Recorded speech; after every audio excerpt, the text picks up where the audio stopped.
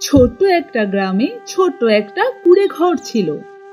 এক ছিল টুনটুনি পাখি, বুদ্ধি আর বক্র হাসিতে ভর্তি।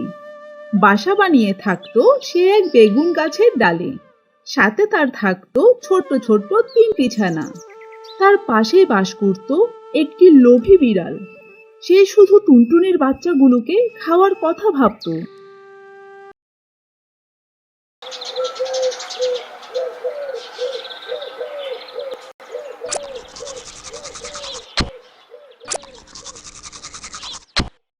আজকের সকালটা খুব সুন্দর। আমার লক্ষ্মী বাচ্চারা, সকাল হয়ে গেছে, উঠে পড়ো, আর ঘুমাতে হবে না।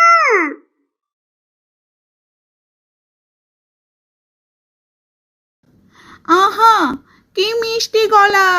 আহা, মেয়াও!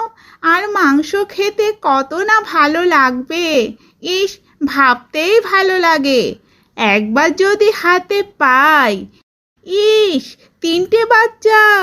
খেতেই না কত ভালো লাগবে। কিন্তু নাগালে পাই কি করে?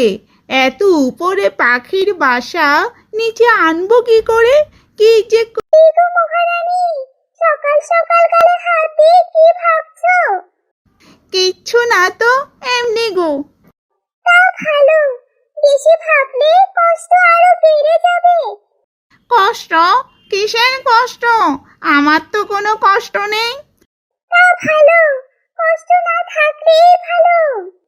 টুনটুনি কি আমার মনের কথা ধরে ফেললো নাকি? না না না, তা কি করে ধরবে? কিন্তু এখন সব কাজ সাবধানে করতে হবে। তোমার মনে কি আছে আমি জানি না মনে করেছো, কিন্তু আমাকে এত বোকা ভেবো না। কিছু বলবে নাকি মহারানী?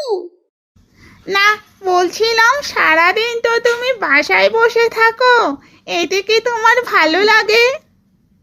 বাসায় না বসে থেকে কি করব বলো? এত ছোট্ট ছোট্ট তিনটি ছানা রেখে আমি কোথায় যাব? ঠিক কথাই তো তুমি বলছো। তাও একটা কাজ করতে পারো। কি কাজ বলো বলো? তোমার যখন কোথাও যেতে মন চাইবে, তখন তোমার ছানাগুলো আমার কাছে রেখে যেতে পারো। আমি ওদের সাথে খেলা করতে পারবো।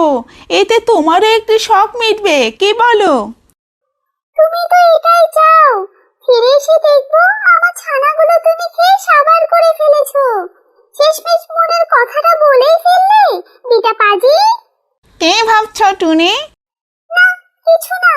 বলেছো ভালো কথা, আমি একটু ভেবে দেখি। এ কথা শুনে বিড়াল সেখান থেকে চলে যায়। অনেক দিন পর ছানাগুলো বড় হয়ে যায়, উড়তে শিখে যায়। কি ভাবছো মা? তোদের কথাই ভাবছি বাছা। তোরা যে কবে বড় হবে, কবে উড়তে পারবি।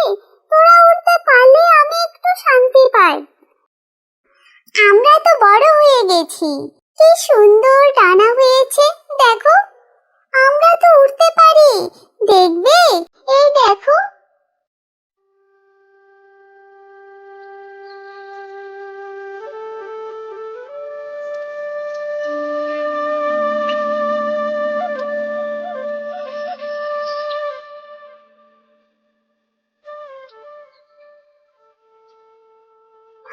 সত্যি তো, আমার বাচ্চাগুলো উঠতে পারে।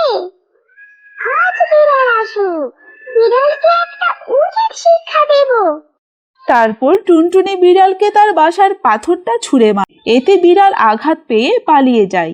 তারপর টুনি মনের আনন্দে নাচতে থাকে।